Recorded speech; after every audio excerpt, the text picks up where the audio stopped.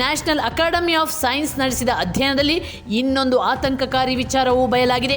ಅದೇನೆಂದರೆ ಬರೀ ಪ್ಲಾಸ್ಟಿಕ್ ಬಾಟಲಿ ನೀರಿನಿಂದ ಮಾತ್ರವಲ್ಲ, ಪ್ಲಾಸ್ಟಿಕ್ ಡಬ್ಬದಲ್ಲಿಟ್ಟಿರುವ ಆಹಾರ ತಿನಿಸುಗಳಿಂದಲೂ ಇದೇ ರೀತಿಯ ಅತಿ ಸೂಕ್ಷ್ಮ ಪ್ಲಾಸ್ಟಿಕ್ ಕಣಗಳು ದೇಹದೊಳಗೆ ಸೇರುತ್ತಿವೆ ಗೊತ್ತಾ?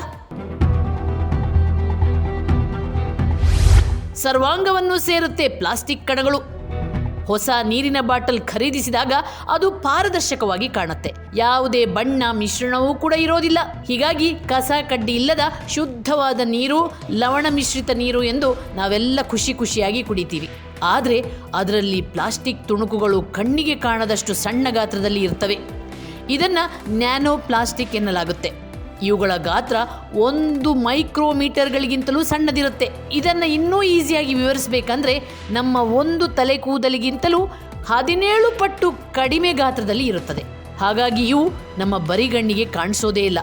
ಇವೇನಿದ್ರೂ ಮೈಕ್ರೋಸ್ಕೋಪ್ಗಳಲ್ಲಿ ಮಾತ್ರ ಕಾಣಸಿಗ್ತವೆ. ಪ್ಲಾಸ್ಟಿಕ್ ಬಾಟಲಿ ನೀರಲ್ಲಿ ಪಾಲಿಥಿಲೀನ್, ಟೆರಾಫ್ಥಲೇಟ್ ಹಾಗೂ ನೀರನ್ನು ಶುದ್ಧೀಕರಿಸಲು ಫಿಲ್ಟರ್ಗಳಲ್ಲಿ ಹೆಚ್ಚಾಗಿ ಬಳಸುವ ಪಾಲಿಮೈಡ್ ಕೂಡ ಪತ್ತೆಯಾಗಿವೆ.